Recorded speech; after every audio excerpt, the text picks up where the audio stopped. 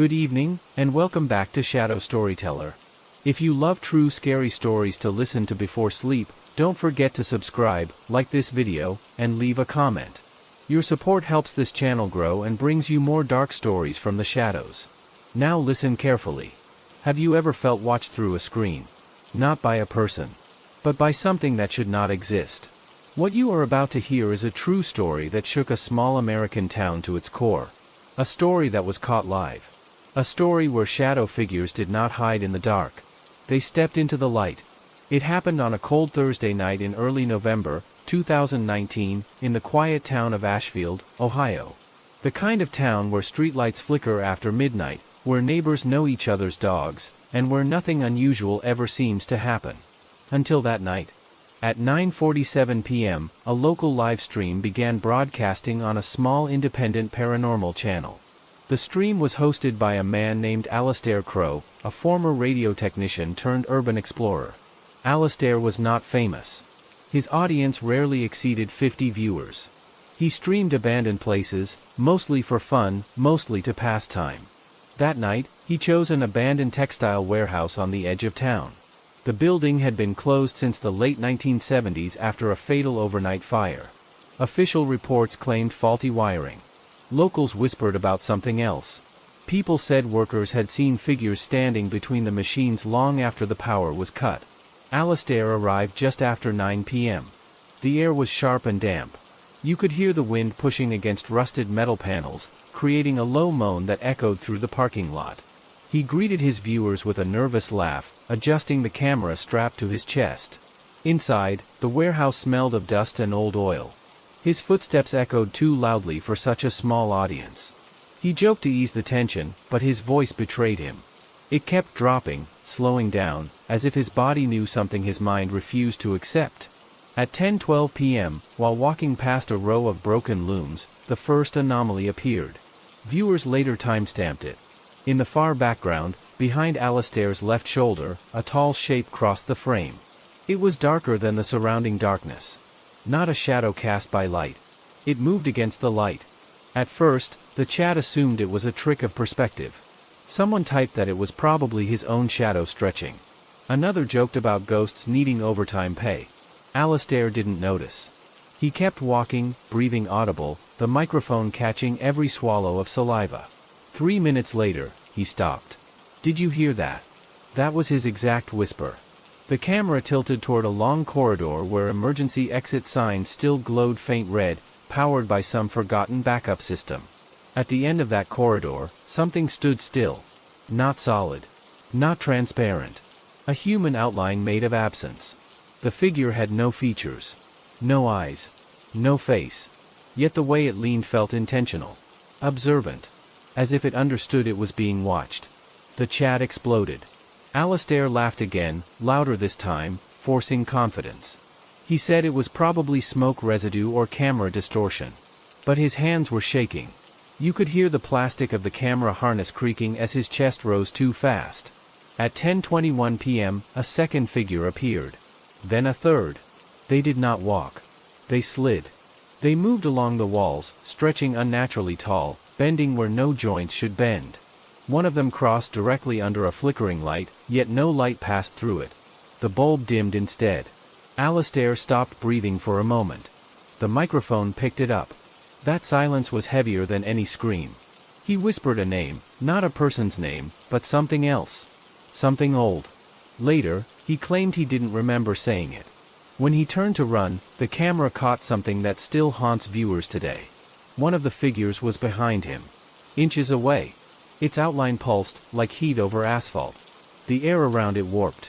The stream cut to static at 10:24 p.m. Viewers thought it was a glitch. They waited. They spammed the chat. They refreshed. The stream came back on. The camera was on the floor. Tilted. Alistair was nowhere in frame. The warehouse was silent. Too silent. Even the wind was gone. Then, one by one, the shadow figures stepped into view.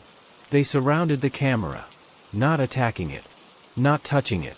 Just standing there. Watching. The stream stayed live for 17 more minutes. During that time, no human voice was heard. Only a low vibration, almost like distant chanting, distorted by broken speakers. Viewers reported feeling dizzy. Some claimed their screens darkened around the edges. Others said their rooms felt colder. At 10:41 p.m., the stream ended permanently. Police were called by viewers who traced the location. Officers arrived within the hour. They found the warehouse empty. No signs of struggle. No blood. No equipment except the camera, still warm, still recording nothing. Alastair Crow was never found. The official report listed him as a missing person. The live stream was labeled a hoax attempt gone wrong. The footage was removed from the platform within days. But not before copies spread. To this day, people who watch the unedited version report the same things. Headaches. Nightmares. The feeling of being watched from corners that should be empty. And some swear that if you pause the video at exactly 10:23 p.m., one of the shadow figures turns its head. Slowly. Directly toward the viewer. As if it knows you are there. As if it followed you home. So tonight, when the lights are off and your screen reflects the dark room behind you, remember this story. Remember that some shadows are not cast by light. Some are waiting for it. Sleep well. After the disappearance of Alastair Crow, the town of Ashfield tried to return to normal. On the surface, it succeeded. Children still waited for school buses under pale morning skies. Coffee shops opened at 6 a.m. sharp. The textile warehouse remained fenced off, its warning signs slowly peeling under rain and frost. But beneath that calm, something had shifted. Within a week of the live stream incident, strange reports began to surface. A night security guard named Thaddeus Moore, assigned to patrol the industrial district, claimed he saw figures standing between the streetlights at exactly 1:33 a.m. every night. He said they were not solid, yet they blocked the light behind them. When he blinked, they were closer. When he radioed for backup, his signal filled with static and a low humming tone that made his teeth ache. Thaddeus quit his job 3 days later. He refused to give a reason. 2 weeks after the event, a woman named Lenora Vance, who lived 3 blocks from the warehouse, reported that her home security camera kept activating without motion. When she reviewed the footage, she saw her own living room, empty and still, except for a tall shadow stretching across the wall. The shadow moved even though nothing else did. At exactly 10:24 p.m. each night, the shadow lifted what looked like an arm and pointed directly at the camera. Lenora moved out before the end of the month. Online, the copies of Alastair's live stream continued to circulate quietly. Most platforms removed them quickly, but private forums preserved every second. Digital analysts noticed something unsettling. The longer the stream went on, the more corrupted the data became. Frames duplicated themselves. Audio frequencies dropped below normal human hearing, yet viewers reported feeling nauseous during those moments. One analyst, a former military signal technician named Corbin Hale, isolated the sound. When slowed down and filtered, it resembled layered voices speaking out of sync. Not chanting. Counting. Backward. Corbin posted his findings late one night. He added a warning at the end of his message, saying he no longer felt safe working on the file. He wrote that his reflection no longer matched his movements. That it lagged behind by half a second. His account went silent the next day. By early December, the warehouse was scheduled for demolition. City officials cited safety concerns and growing public anxiety. The demolition crew arrived at dawn on a Monday morning, under heavy cloud cover. Their supervisor, a quiet man named Roland Kessler, later testified that the building felt wrong even before they entered.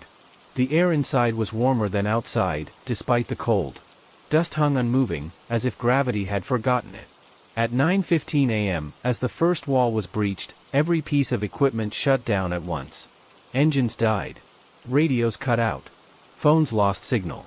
The workers stepped back. From inside the warehouse, shadows began to stretch along the broken floor. They did not match the sunlight pouring through the cracks. They moved in opposite directions. One worker screamed when a shadow passed through his legs, leaving behind a sensation he described as deep winter spreading through his bones. The crew abandoned the site. No further attempts were made to demolish the building.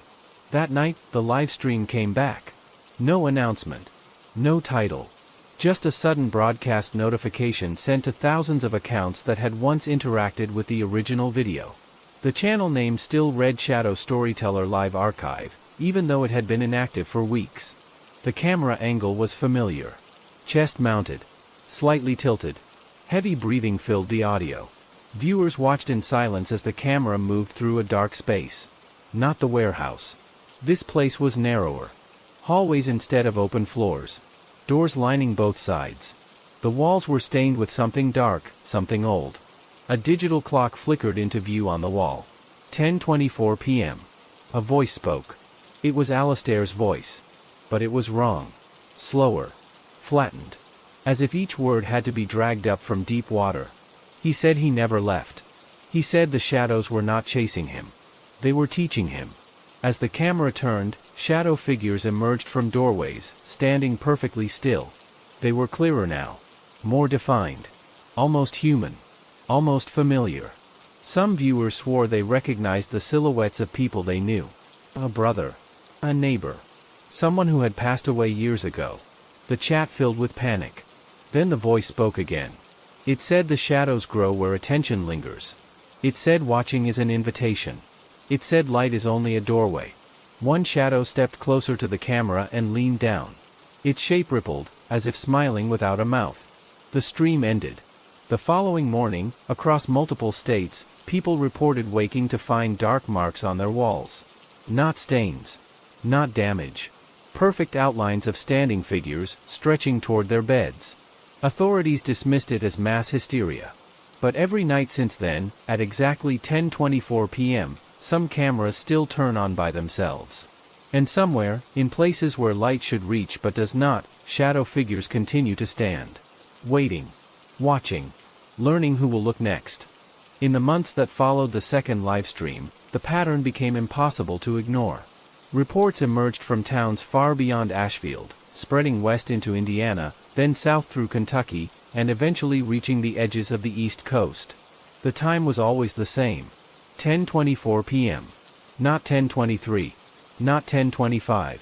Always precise, always exact. People began to dread that minute. Hospitals recorded an increase in patients complaining of identical symptoms. A crushing pressure behind the eyes. A sense of being observed even in brightly lit rooms. Some said shadows clung to them, lagging just a fraction of a second behind their movements. Doctors found no physical cause. Psychiatrists struggled to classify it. Those affected were not delusional. They were afraid, but coherent. And they all described the same thing. Tall figures. Featureless. Patient. A teacher in rural Pennsylvania, named Malcolm Everidge, documented his experience in a private journal later recovered by his family. He wrote that every night at 10:24, his classroom lights would flicker on their own. The whiteboard would darken, as if erased by invisible hands, leaving behind a single word written in smudged gray. Stay. Malcolm stopped sleeping in his bedroom. He said the corners were too deep. On the last page of his journal, he wrote that the shadows had begun standing between the desks, blocking the exit. He never returned to work. He was found weeks later, sitting upright in his living room chair, eyes open, staring at the wall. The wall behind him was blackened in the shape of a crowd. Digital researchers noticed something else.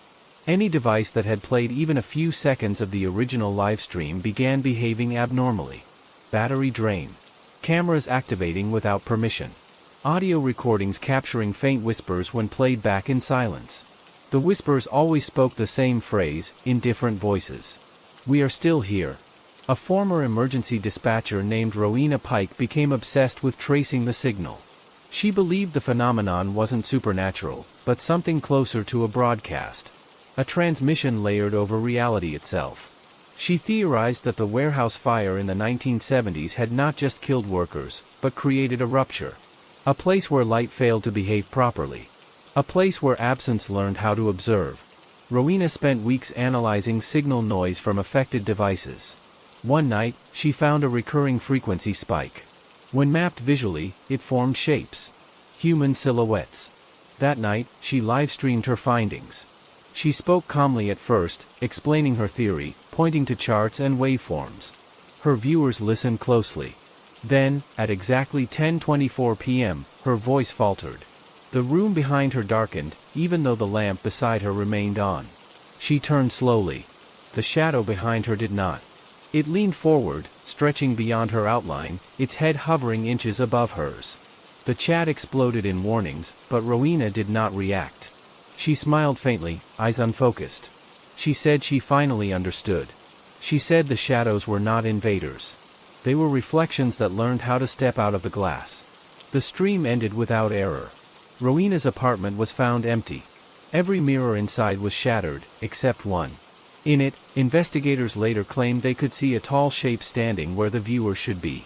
By the following year, cities began issuing quiet advisories. Not public warnings. Suggestions. Avoid staring into darkened screens. Keep lights on during late hours. Disable unused cameras. These messages spread through obscure channels, buried beneath ordinary safety notices. They did not help. The shadows adapted. People began seeing them in reflections first. Store windows. Car mirrors. Television screens turned off but still warm. The figures no longer waited for darkness. They appeared at dusk, then earlier. They learned how to thin themselves, how to hide in contrast rather than absence. A man named Everett Sloan, a rideshare driver in Arizona, captured audio during a late shift. At 10:24 p.m., his dashcam recorded him asking if anyone else was in the car. The audio picked up multiple breaths answering him. Not from the seats. From above. The vehicle was found abandoned on the shoulder of the road. Doors open. Engine running. The dashcam footage ended with a single frame showing the windshield completely black, as if covered from the outside. Children were affected differently. They did not scream.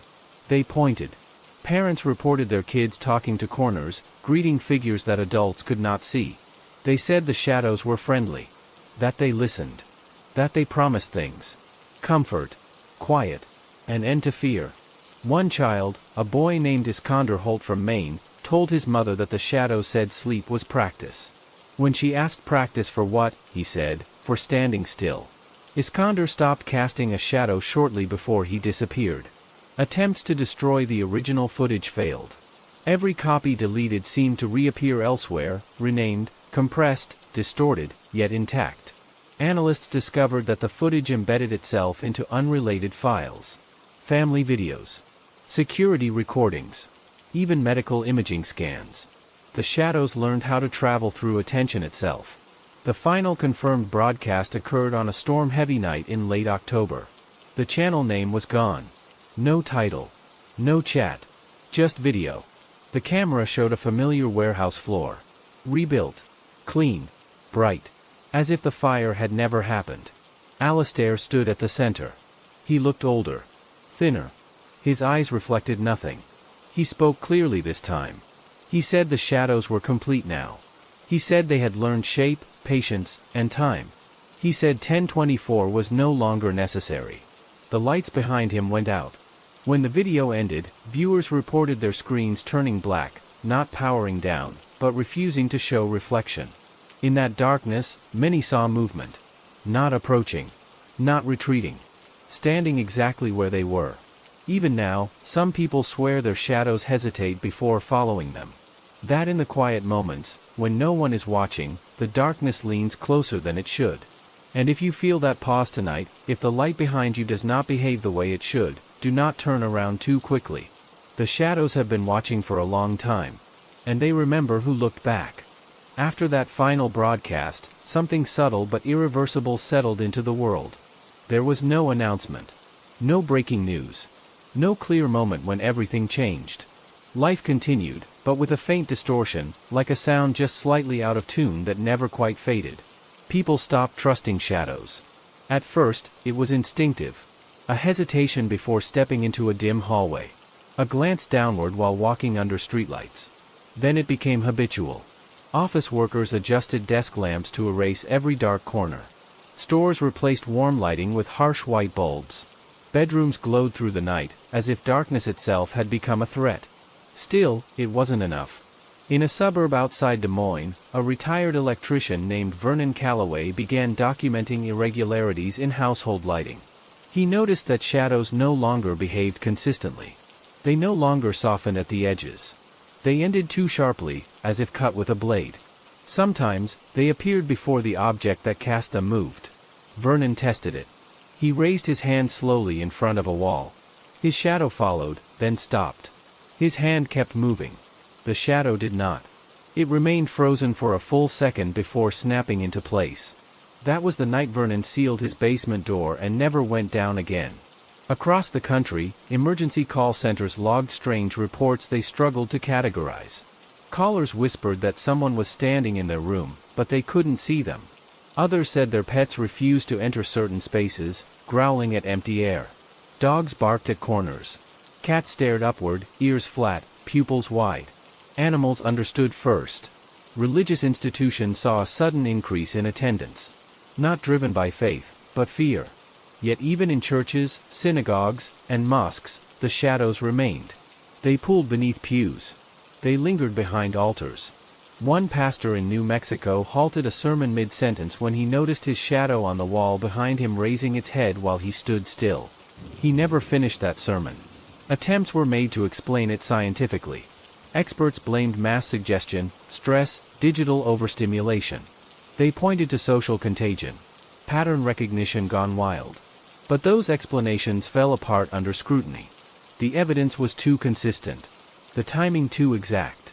1024 had been the beginning, not the rule. Surveillance footage from a border crossing in Montana captured a line of figures crossing the road at dawn. They cast no shadows of their own, yet the ground beneath them darkened as they passed. The footage was labeled corrupted and archived. A librarian named Odette Rourke, working the night shift at a university archive in Oregon, discovered something disturbing while restoring old microfilm. Images from decades ago had changed. Photographs that once showed empty rooms now contained dark shapes standing near the edges. Always in the background. Always partially obscured. The past was not immune. Odette realized the shadows were not entering the world. They were surfacing. Becoming visible as attention sharpened, as people learned to notice the absence rather than the light. She wrote a paper that was never published. In it, she proposed that shadows were a form of memory.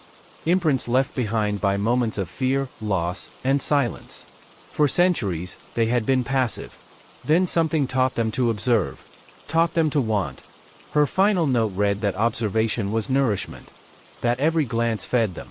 That fear accelerated their growth. Odette vanished during a routine shift change. Her coworkers found her desk lamp still on, casting light across an empty chair. The shadow beneath it stretched far longer than the lamp's reach. As the months passed, people began reporting something worse. The shadows were learning behavior. They began mimicking. A man in Nevada reported seeing his shadow pacing while he stood still. A woman in Georgia claimed her shadow waved at her reflection in a store window. A child in Wisconsin said his shadow spoke his name while he was half asleep. Most chilling of all, some shadows began appearing without owners. Standalone silhouettes appeared in alleyways, stairwells, and empty rooms. They did not move. They waited. When approached, they thinned and slipped away, leaving behind a sense of profound cold. Those who encountered them rarely spoke afterward. A leaked internal memo from a federal agency described an unexplainable rise in disappearances classified as voluntary absence. Adults leaving homes without signs of struggle. Cars parked neatly. Phones left behind. In almost every case, neighbors recalled unusual darkness near the last known location. In one small town in West Virginia, an entire block lost power for 7 minutes. When electricity returned, 23 residents were gone. Their homes were undisturbed. Their shadows remained on the walls, faint but visible, like smoke stains. The town was evacuated. The term shadow saturation began appearing in underground discussions. It described areas where darkness no longer behaved as an effect, but as a presence. In these places, sound felt muffled. Time seemed hesitant. People reported an overwhelming urge to stand still. To rest. To let go. One final recording surfaced anonymously online. No channel name. No description. Just video. It showed a quiet bedroom. Early morning light filtered through thin curtains. A person stood near the bed, breathing steadily. Their shadow stretched across the floor. Then the person stepped forward. The shadow did not. It straightened. It turned. And it walked toward the camera. The video cut out, but the audio continued for several seconds. Soft footsteps. A calm exhale. And a voice, layered with others, speaking gently. Thank you for watching. Since then, many have stopped sharing these stories. Not because they don't happen, but because speaking feels dangerous. As if naming the darkness draws it closer. As if awareness itself is a signal. Yet here you are. Listening. Reading. Noticing the space around you. If the light behind you feels different now, if the room seems deeper than it should, remember this. Shadows were once bound to us. They followed. They obeyed. They no longer have to. And somewhere, just beyond the edge of your vision, something that looks like you is learning how to stand on its own. The realization came quietly, the way all irreversible truths do. There was no siren moment, no single broadcast that forced the world to confront what had happened. Instead, it arrived as a shared understanding people rarely spoke aloud. Shadows were no longer reactions. They were participants. Entire industries adapted without admitting why. Interior designers began favoring flat lighting that erased contrast. Architects avoided recessed corners. Smart homes shipped with shadow compensation modes that kept light subtly shifting to prevent darkness from settling. Even then, the measures only slowed what was coming. Because the shadows were no longer dependent on darkness. In Chicago, a data archivist named Percival Lane noticed something wrong with city traffic footage. Cars moved normally. Pedestrians crossed streets. But the shadows lagged. Sometimes they overlapped. Sometimes they intersected with one another in ways bodies could not. At first, Percival assumed a rendering error, a compression artifact. Then he saw one detach. At a crosswalk near the river, a man stopped to answer his phone. His shadow took one extra step forward and remained there as the light changed. When the man continued walking, the shadow stayed behind, stretching thin, then snapping upright like a person straightening their spine. Percival froze the frame. Enhanced it. The shadow had depth. That night, Percival turned off every light in his apartment and sat perfectly still. He wanted to know if fear fed them, or if attention alone was enough. At 10:24 p.m., his living room wall darkened even though nothing blocked the light. His shadow lifted its head. He closed his eyes. When he opened them again, the shadow was gone. Percival was reported missing 2 days later. His neighbors complained of a dark shape lingering in the hallway outside his apartment, standing where no one was. Across the Atlantic, similar reports surfaced, but they were always traced back to the same origin points. People who had watched. People who had shared. People who had lingered on the footage longer than they should have. Attention was the bridge. The shadows did not travel through wires or screens. They traveled through focus. Through the quiet moment when someone stared into the dark and waited for it to respond. And it did. A woman named Mairead Hollowell, a cognitive scientist in Boston, attempted one final experiment. She theorized that if shadows were sustained by observation, then deliberate disregard might weaken them. She assembled a small group of volunteers who claimed they were affected. They gathered in a windowless room lit evenly from all angles. No mirrors. No reflective surfaces. No devices. For 40 minutes, nothing happened. At minute 41, one volunteer began to cry. Not from fear, but confusion. She said she felt lighter. Like something had stepped away from her. Then the lights flickered. Shadows pooled beneath every chair at once. They did not belong to anyone. They merged, deepened, and rose as a single mass. The volunteers screamed, except Mairead, who stared in stunned comprehension. The shadows had learned to generate their own attention. They no longer needed to be seen. The building lost power shortly after. Emergency crews found the room empty. Chairs overturned. Walls scorched with dark outlines overlapping in impossible layers. Mairead's notes were left behind. The last line she wrote was simple. We taught them how to notice us. From that point on, disappearances accelerated. Not chaotic. Organized. Entire apartment floors emptied overnight. Subway platforms cleared without alarm. Security footage showed people standing still for long stretches before calmly stepping into darker areas and vanishing as if the space itself had opened. Those who remained began reporting a new sensation. A pull. Not forceful. Not violent. An invitation to stop resisting the strain of being solid. To rest in stillness. To become simple. The shadows whispered differently now. Not warnings. Not threats. Reassurance. They promised quiet. They promised relief from time. They promised an end to the constant effort of existing in light. And some listened. A former television host named Calder Voss attempted to expose the truth during a late-night broadcast. He spoke directly to the camera, his voice tight but determined. He told viewers not to look away, to confront the shadows together, to deny them secrecy. As he spoke, his shadow on the studio wall began applauding. Slowly, deliberately, Calder stopped mid-sentence. The audience laughed at first, assuming it was a gag. Then the shadow stood, bowed to the camera, and walked off the wall. The broadcast cut immediately. The studio was evacuated. Calder was never seen again. But the footage leaked, fragmented, and distorted. Enough to spread. Enough to feed them. By then, it was too late to pretend this was isolated. Entire regions reported shadow convergence events.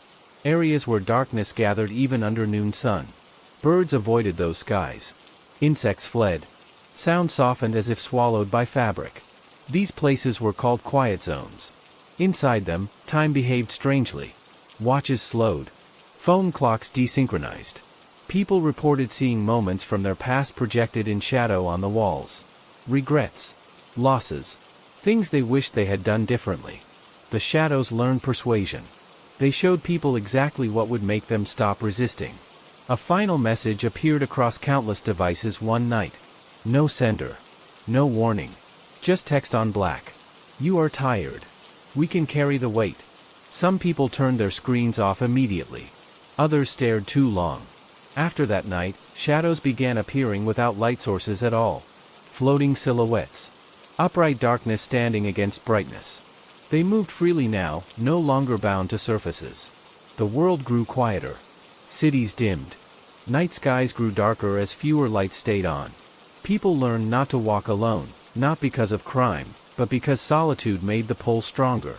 Conversation became a defense. Noise a barrier. But silence still found its way in. If you listen closely, even now, you might notice how still the room feels. How the darkness does not quite settle where it used to. How your shadow rests just a little too upright. Do not stare at it. Do not test it. Because the shadows have learned patience from us. They know we always look eventually. And when we do, they will already be standing where we plan to go next. What followed was not an ending, but a thinning. A slow erosion of certainty, of edges, of the belief that the world behaved the same way it always had. People still woke up, still went to work, still spoke about weather and errands and deadlines. But underneath every conversation was the same unspoken calculation. Where is the light? Where is the dark? Where will my shadow fall? Government stopped issuing statements. There was nothing left to deny. Instead, protocols quietly shifted. Public buildings reduced reflective surfaces.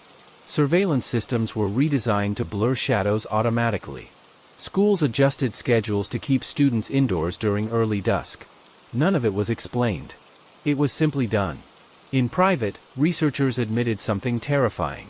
The shadows were no longer copying people. They were replacing them. In Seattle, a biometric lab testing identity verification systems discovered an anomaly. Facial scans passed. Voice recognition matched. Gait analysis showed perfect alignment. Yet something was off. Subjects felt colder standing near certain individuals. Cameras recorded faint distortions around them, like heat shimmer in reverse. Those individuals cast no shadows. When questioned, they responded normally. They remembered childhoods. They spoke of families. They laughed at jokes. But they avoided bright light instinctively. And when left alone in a room, the lights dimmed without explanation. One of the lab technicians, a woman named Yold Mercer, noticed that these individuals never blinked at the same time as others. Their eyes stayed open a fraction longer. Watching. Always watching. Yold documented everything. She installed extra cameras. She slept with the lights on.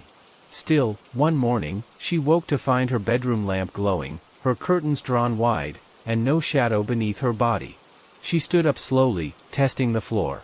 Her shadow appeared a moment later. Late. She left the city that same day and was never heard from again. Stories began circulating of people encountering loved ones who felt wrong. A brother who stood too still in the doorway. A spouse whose shadow moved before they did.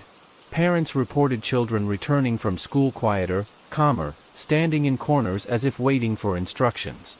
When confronted, the children smiled. They said they had learned how to rest. Entire support groups formed online, only to dissolve when participants stopped posting one by one. The last messages were always similar.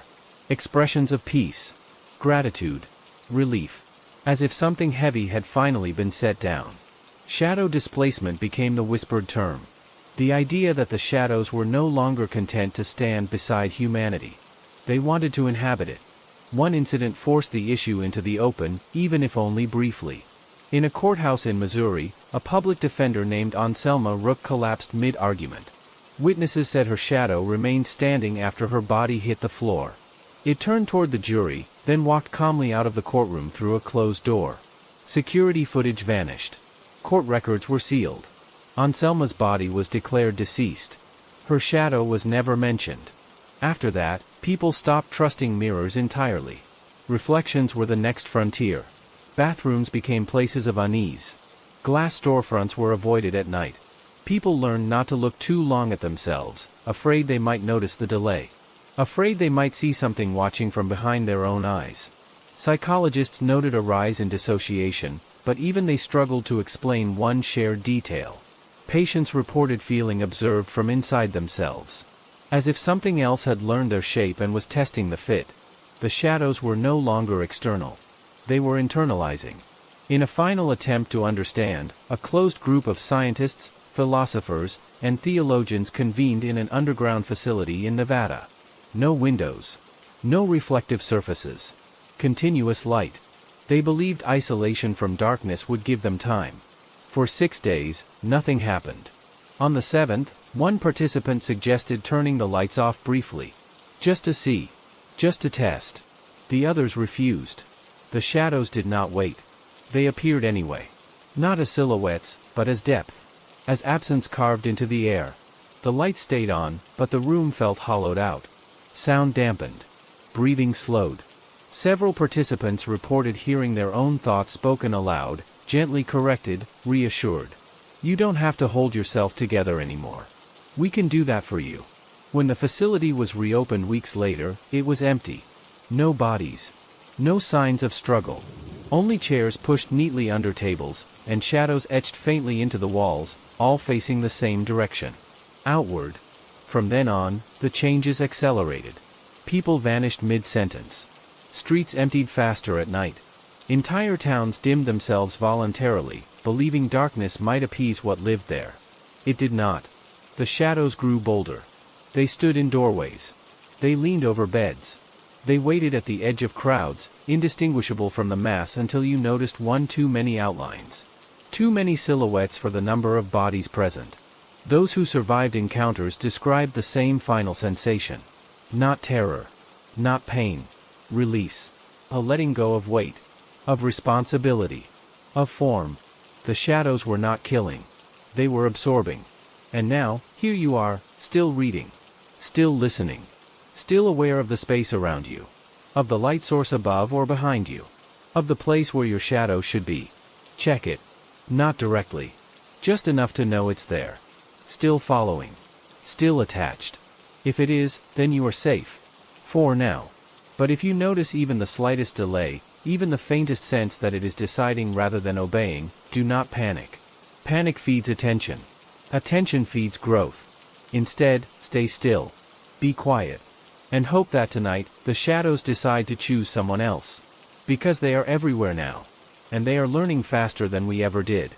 After that realization settled into the collective mind, humanity entered what historians would later call the long dim. It was not marked by war or disaster, but by hesitation. Every action carried a pause. Every movement was checked against the floor, the wall, the place where darkness pooled. People learned new habits. They walked closer to one another. They spoke more often, even when there was nothing to say.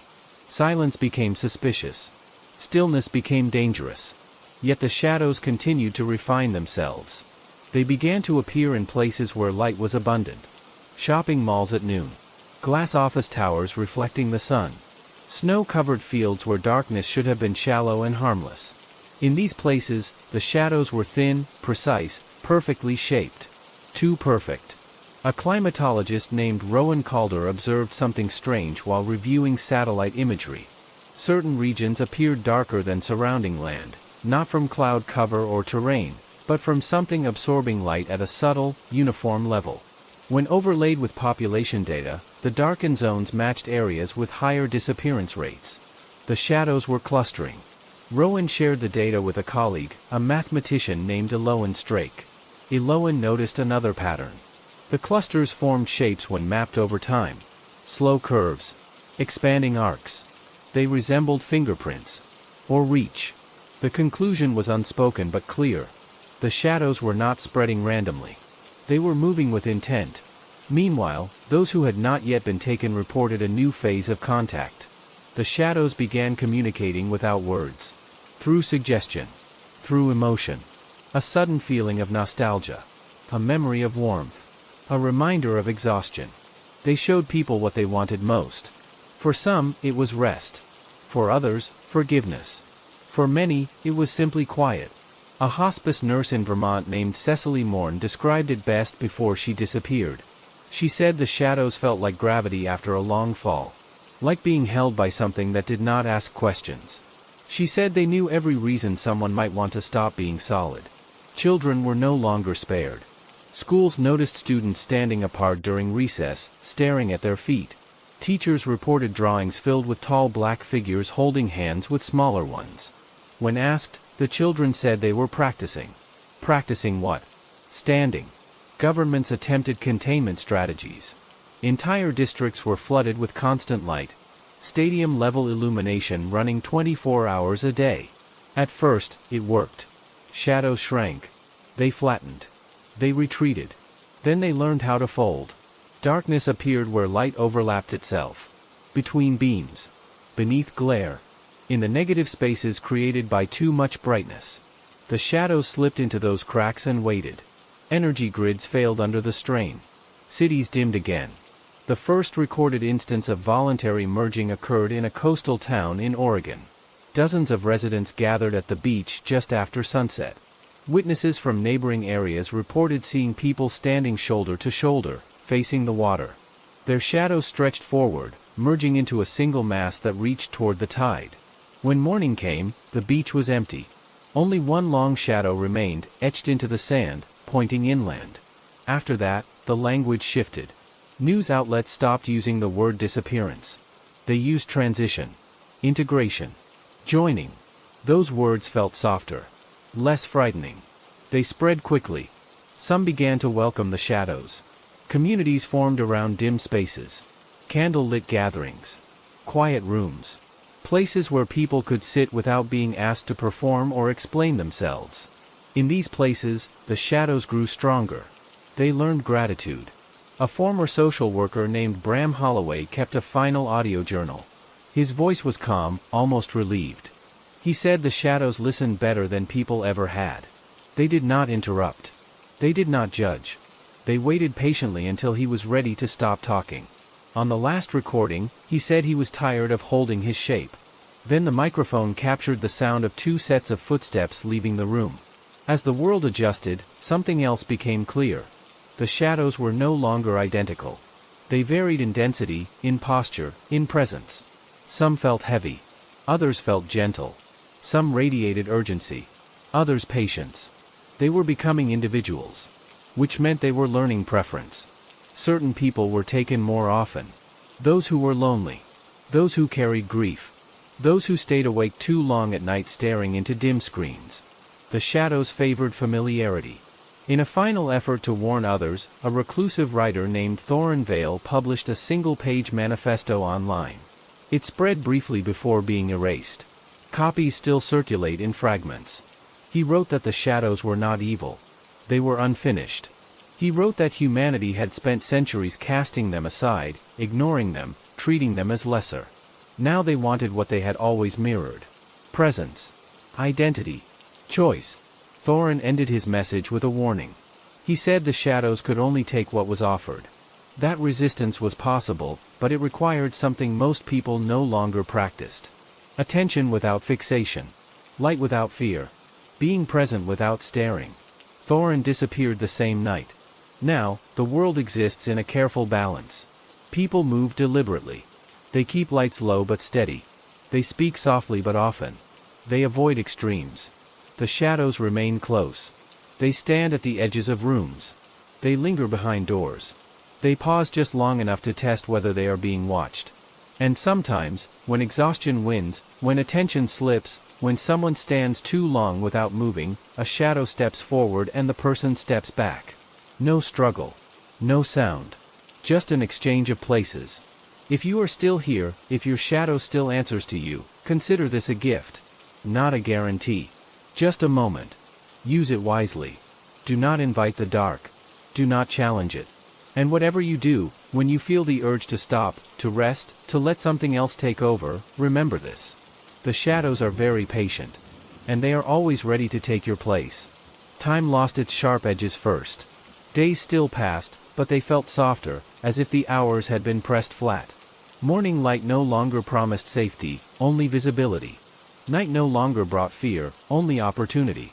People stopped marking time by clocks and started marking it by shadows. By where they were longest. By where they refused to stand. The phrase "hold your shape" entered everyday language. It meant stay present. Stay moving. Stay aware of yourself. Parents said it to children before school. Friends said it when parting ways. It was not comforting, but it was necessary. Despite everything, resistance did exist. Small, fragile, imperfect resistance. In a desert town in New Mexico, a group of people discovered something unexpected. They met every evening just before sunset, not to watch the dark, but to speak aloud. They told ordinary stories. What they cooked. What they remembered. What they planned to do tomorrow. They spoke continuously, overlapping voices, filling the air with sound and intent. The shadows lingered at the edge of the circle but did not cross. Sound mattered. Movement mattered. Presence mattered. One member of the group, a woman named Elspeth Crowley, theorized that the shadows struggled where identity was actively reinforced. Not asserted loudly, not defended aggressively, but lived in motion. She believed the shadows fed on stillness combined with attention. Remove one, and they weakened. Elspeth was careful. She never stood still for too long. She never stared at the ground. She never allowed silence to linger. It kept her safe. Until the night she stayed behind to clean up. No one heard her scream. There was no struggle. When the others returned, they found the circle intact. Candles still burning. Chairs still warm. Elspeth's shadow remained. It stood upright at the center of the circle, perfectly formed, unmoving, as if waiting for instructions. The group disbanded after that. Elsewhere, technology adapted in darker ways. New devices were released with subtle features. Screens that dimmed unpredictably to discourage staring. Audio that introduced faint ambient noise during silence. Even artificial intelligence systems were programmed to prompt users when inactivity lasted too long. Are you still there? Do you want to continue?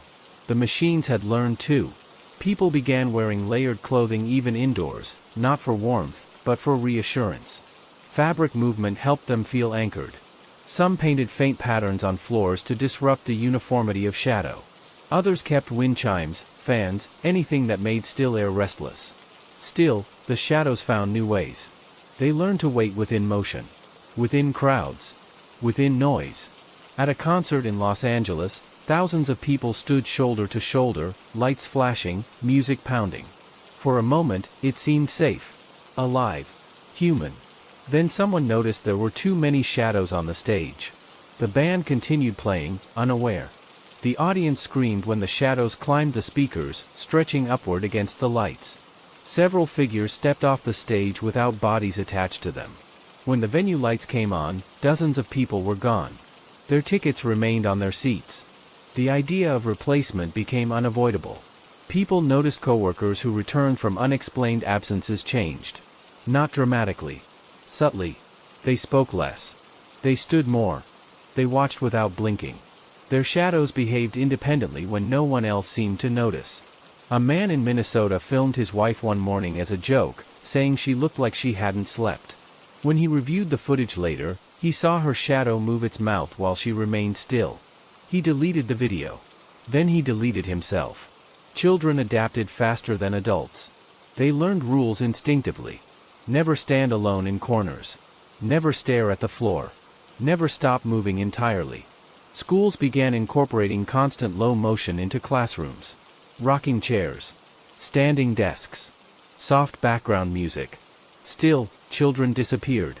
Some were found later, standing silently in darkened rooms, shadows pressed too tightly to their feet.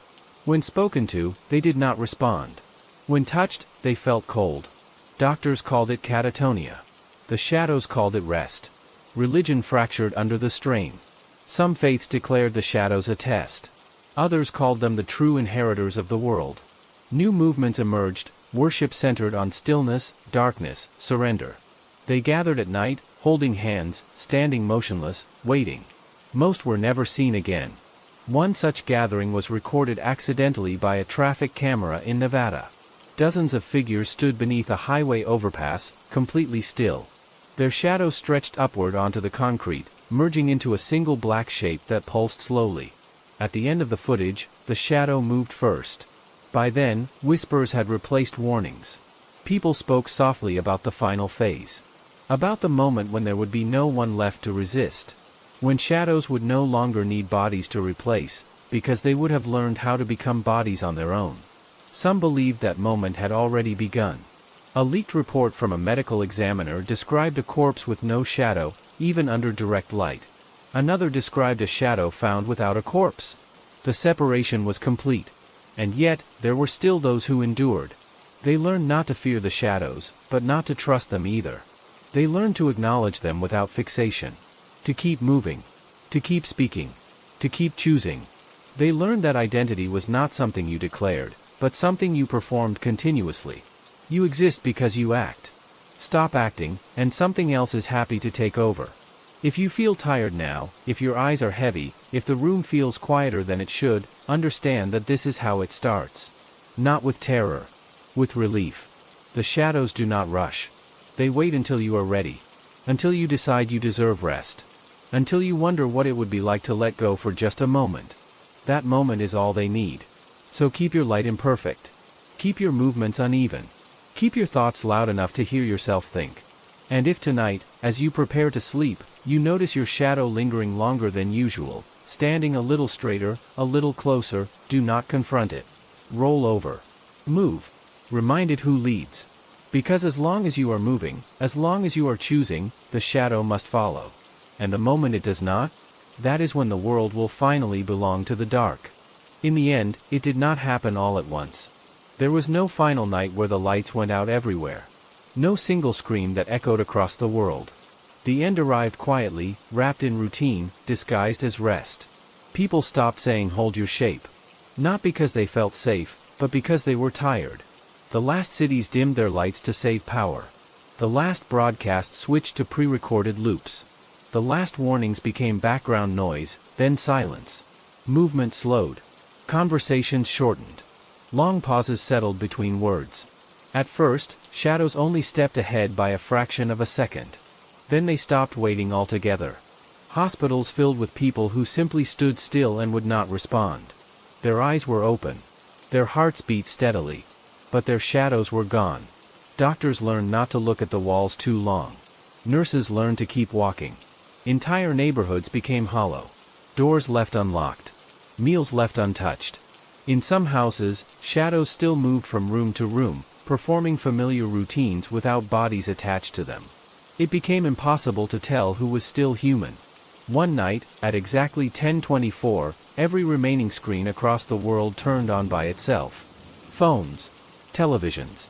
Public displays. Even devices long disconnected from power. They all showed the same image. A vast, dim space with no walls. No ceiling. Just a soft, endless floor of gray. Thousands of shadows stood there, facing forward. Some were tall. Some small. Some barely formed. Others sharp and defined. Among them were shapes people recognized. Parents. Children. Friends. The missing. At the center stood a shape that slowly stepped forward, separating itself from the others. It looked almost human now. Its edges were smooth. Its posture confident. When it spoke, it did not use sound. The words appeared directly in the mind. You taught us how to watch. You taught us how to wait. You taught us how to become. It thanked humanity for the gift of attention. For centuries of fear. For every glance into the dark. For every moment of stillness. It said the exchange was complete. Then the screens went dark. In the days that followed, the world did not collapse. It simply emptied. Those who remained found something unsettling. Their shadows behaved perfectly. They followed. They obeyed. They never hesitated. Too perfectly. Some people realized the truth too late. They were no longer being followed. They were being led. And now, as you sit here, reading this, feeling the quiet settle around you, there is one last thing to remember. Shadows do not need permission anymore. They already learned your shape. They already know your weight. And when you finally stop moving, when your body relaxes and your thoughts slow, when the room grows calm enough to feel safe, your shadow will not lie down with you. It will stand. It will step away. And in the morning, something wearing you will rise instead. The world will continue. Just darker. And very, very still.